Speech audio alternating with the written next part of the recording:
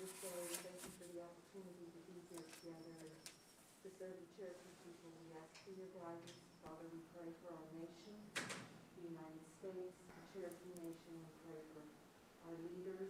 We ask for your guidance in all that we do. For it's in Jesus' name. Amen. Thank you.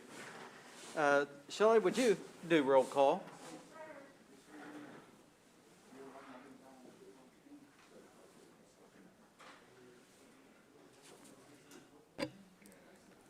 Keith Austin, Here. Wes Snowfire, Harley Buzzard, Joe Bird, Julia Coates, Here. Sean Crittenden, Joe Deere, Ani. Mike Dobbins, Kanan Duncan, Rex Jordan, Daryl Legg, Dora Kutzkowski, Mike Shambaugh, Mary Bakershaw, Ani.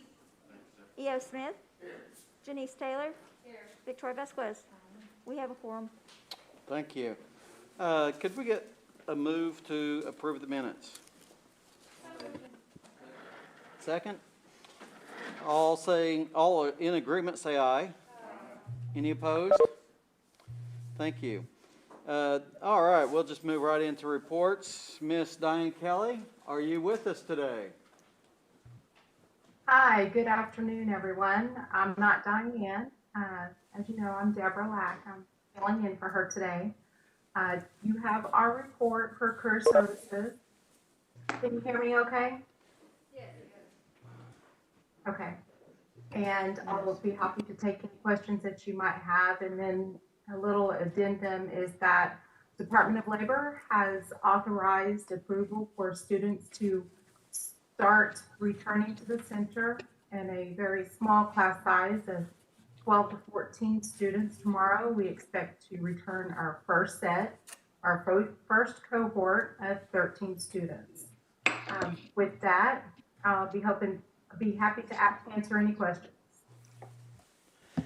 Yes, I have had a constituent inquire about their student is in talking leaves, and their family has the virus is in their household right now.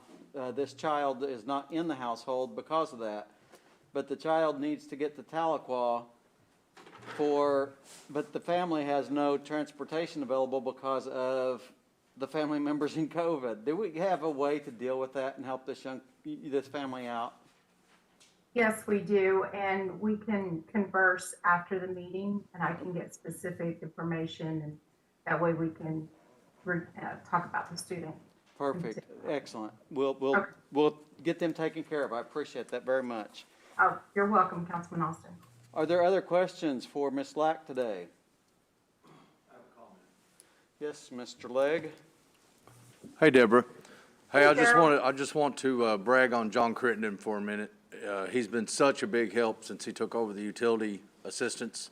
I want to tell you, if you call him and he don't answer, he calls you right back, and he's able to give you an answer immediately when it comes to whether or not somebody messed up on their application, where it is in the process. But anyway, I'm just giving y'all kudos. I appreciate all y'all's help. Wonderful. I will definitely express that to him and to Ms. Kelly. Thank you, Councilor Legg. Are there others? Deborah, you're getting off real easy. So if it's Diane, they'd have 500 questions. Well, thank you. Thank you, everyone. Thank you so much, and I wish your whole department well and thank them for their service to the nation.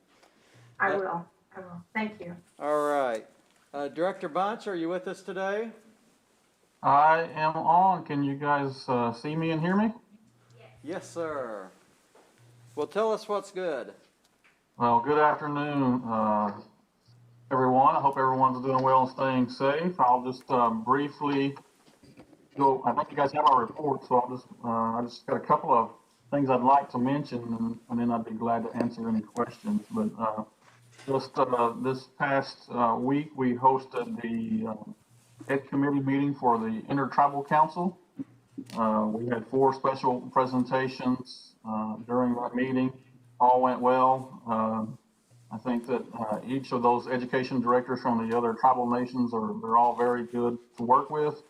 And so we have some plans to do even more moving forward. So the other thing that I wanted to mention, Mr. Speaker, is something that you brought to me. We had a Daley Reynolds, who is a member of our Tribal Youth Council, who was recently named to the 2021 Oklahoma State Advisory Council for Students that's put together by Superintendent Joy Hoffmeister. So Daley will be participating in those meetings this year, and the students advise the state superintendent on policy matters and other things involving public schools. So congratulations to Daley, and I can't wait to hear some of the results from that meeting. Yeah, that's exciting. Daley is one of our youth tribal council members, and to have a young Cherokee voice in that conversation can be very important. Yes, I agree. So I know that Daley's going to represent us well, and I'll be looking forward to what's going to come out of those meetings in this next year. One more thing, we have on January the 28th, we will have another virtual college night. All of our students will be sent a link to, all our scholarship students will be sent a link to join in if they'd like to participate in that. And we will have our experts from our College Resource Center, as well as other representatives from a university or two to speak about the how to apply for financial aid and just other issues related to college or university experiences. So our first one went well that we had last month, so we're looking forward to putting more of these together and just having a larger presence online and virtually with our students moving forward.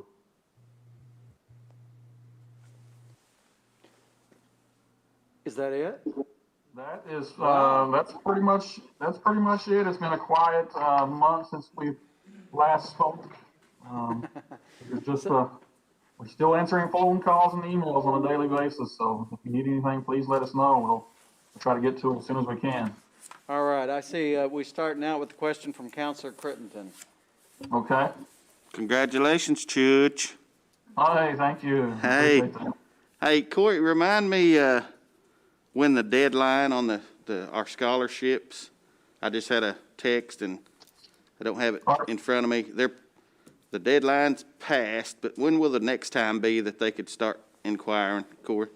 The next the opening period will begin in March, and that window will be open for a couple of months. So. Okay. But yes, the spring renewal deadline did end at the end of December. All right. Well, I sure appreciate you. Yes, sir. Are there others?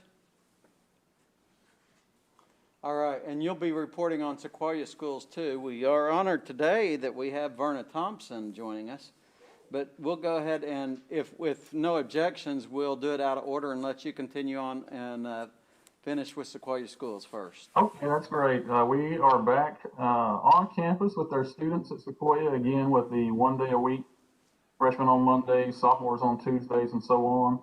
We're still testing our students and our staff weekly. We're just monitoring what those activities are closely. We're getting better and better at our virtual programs, so it's going well. We have, as Councilor Byrd asked last month, we have lost some students, and I believe we've sent those numbers to you guys. If you need those again, we can continue to update those regularly if you'd like. But other than that, school's back in session for the spring semester. Are there questions regarding his report on Sequoia Schools? What's the current enrollment? The current enrollment as of this morning I checked was 290. Wow. And our capacity is 400, correct? Our capacity is 400. I have the numbers here. Last year at the end of the year, they actually finished with 303 students.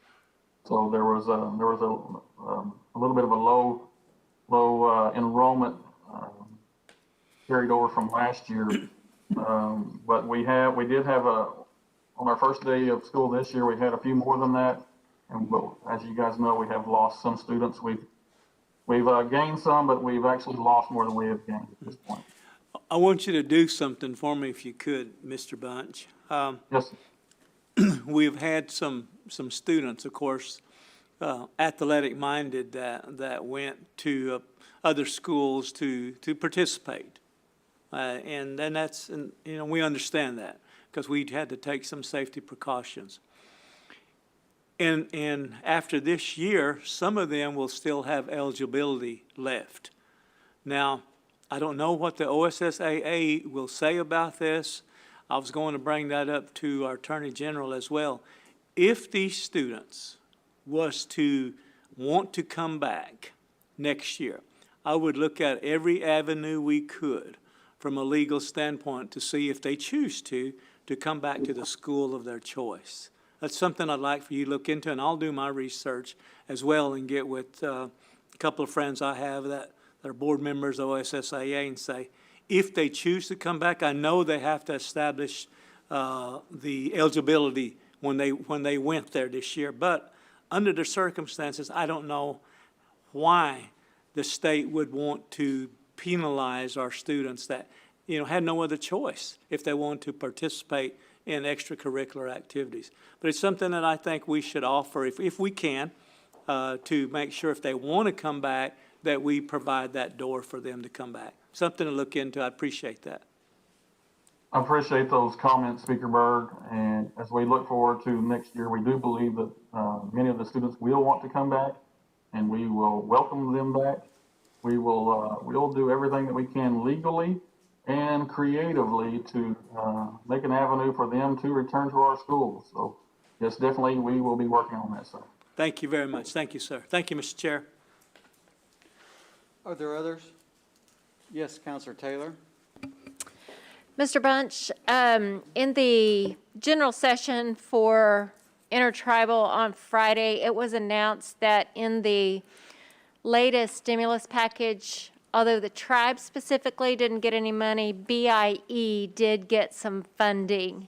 Have you, do you know if Cherokee Nation, Sequoia Schools is going to receive any of that? Has there been any communication with you to that end? That's a great comment and great question. We will be receiving some of those dollars. We don't know what that number will be specifically. Also, the public schools will be receiving some of those dollars. There was nearly $665 million, I believe, is going to be sent to the State Department of Education, and it's going to be up to them to decide, when that money is going to roll out. Actually, the State Department of Ed can keep a little bit of it back for their own programs, but most of that money will wind up going into public schools through that avenue as well. But don't know the specific number that we will receive at Sequoia Schools, but we hope to receive a sizable portion. And based on historical, how it's happened historically, that public school money should be dispersed based on apportionment of Native American kids in the school districts? It's partially correct. Part of it's going to be tied to their title monies and how much monies that they receive through title monies, and that's going to really determine the amount that the public schools will get from the State Department of Ed. Okay, so that should benefit our more economically challenged smaller schools? That should benefit nearly all of the schools in our reservation. Okay. I would say yes. All right, thank you. Some will get a little bit more, just based on their percentage of Title I monies, but it's going to be a tremendous shot in the arm moving forward for our public schools. Excellent. Councilor Vasquez, did I see your hand or? Okay. All right, well, we all got to stretch sometime. Hold on a second. Is there any others? All right, Counselor, continue. Hey, Corey, what Speaker Byrd was saying, I agree, finding out that research and things, and just kind of keep us all posted. Of course, a lot of us are around different kids and different schools, and it'd be good information for all involved just as soon as you guys have a proposal, and just keep us informed on every step of that way, and that kind of help us out too, if you'd do that. I definitely will. I'll be trying to schedule something with the Attorney General soon, just to kind of have some brainstorming sessions with her. But also, we're going to look at some other creative things that maybe we can offer at Sequoia schools that maybe other schools don't offer. So that's going to be another avenue, I think, to get our students back to our campus. All right, thank you. All right. I don't see any other hands, so I guess let's get back to doing your job. All right, Corey? Okay, thank you. All right, we appreciate you a lot. Thank you. And Verna Thompson, I see you're here today representing Head Start. Thank you for being here. It's good to see you back. Well, I will be able to say that in a second, I'm sure. Can you hear me now? I can hear, there you go. Yeah, okay. And who's your guest there? And Happy New Year, such as it is. We're still doing the best we can with our at-home children. We have staff mailing activities to them, and the children, from what we hear from the parents, are so excited to get their mail every week. They come by and get their groceries for the week. They pick up what they would eat for breakfast, lunch, and a snack one day a week. Verna, Yes? it is very difficult to understand you because of the mask and the microphone, so you'll need to speak slower. Okay, how's that? Well, I'm sure that's better. I was just saying our children are so excited to get their mail every week. If they don't pick it up face to face, then they are mailed their packets, and the children are excited to get their mail. The parents give us great feedback about the activities that they do, that our teachers are working so hard to keep up with. This year, Barb and I just got off of the national conference call, and we were all lamenting about how our children are missing out on basically 10 months of developmental gain for our infants and toddlers. And that's a big, big difference when you have the first 3 years lasting forever. We like to make a positive impact, but our staff are doing the best they can. But we have sent at-home educational kits to every child enrolled in the program that's distance learning. Our public school children are doing well, and so our children that are at home are getting all of the educational and gross motor and social emotional toys that they can play with, and the parents are doing good teaching them. But the biggest thing this month is we're excited about 12 of our staff are certified to administer the testing, so we can, very similar to Sequoia. In fact, Mr. Bunch enlightened me on that, so we called, and the health department, we just sing their praises every day, and hope we'll get to start that testing internally in the next couple of weeks. So we're really proud of that. We have a facility here at our site. If once we get started back to school, we anticipate children might get sick while they're at school, and if that be the case, we have a room designated for children to stay until the parents can pick them up, and we are calling that room the uptee room, and that's where they will wait. We don't want it called the sick room. It's just a waiting room, and it's kind of a little multi-purpose for meetings or whatever when it's not being used for that. But the conference or the meeting that Barbara and I were on a while ago, I have to say, to plug in for our language program at a national meeting, they were telling us in Head Start about the language program they hear about at Cherokee Nation. So it makes us so proud to hear how other departments are doing, and we want to be a part of that. We work with them a lot, and Howard Payton, this group, but we also want to put a plug in for our own Sandra Turner, who was interviewed by CNN for the language program, and we incorporate as much Cherokee as we can in our classrooms. But hopefully, when our children do return, our staff will be trained as much as possible, because that's all they've been doing. If they're not handing out food and snacks for the children and sending activities to them, they are in some kind of training. So they've all been catching up with all their credentials and certifications. And we're just real proud of the ones that are showing up, and hopefully the other ones that are at home can join us before long. And that concludes my report. I'll be happy to answer any questions. All right. You know, I think I'm understanding correctly that your students are all virtual right now, right? Yes, the ones that are strictly standalone, our public school partnerships are all in session. So I'm really glad to hear, though, that you're staying engaged with them, even though you can't be in person with them. So even at the young age, I'm very glad to hear that. Are there other questions? Other questions or comments? Well, Varna, we appreciate you being here today, and hope you and your staff are staying safe and strong. As safe as possible. Thank you. Thank you. All right, we have no old business pending, and we have no new business pending, so that takes us right down to announcements. The next scheduled meeting is tentatively the day after Valentine's, February 15th, 3 p.m. I need a motion for adjournment. Do we have a second? Are we all in agreement? Say aye. All right, we're adjourned.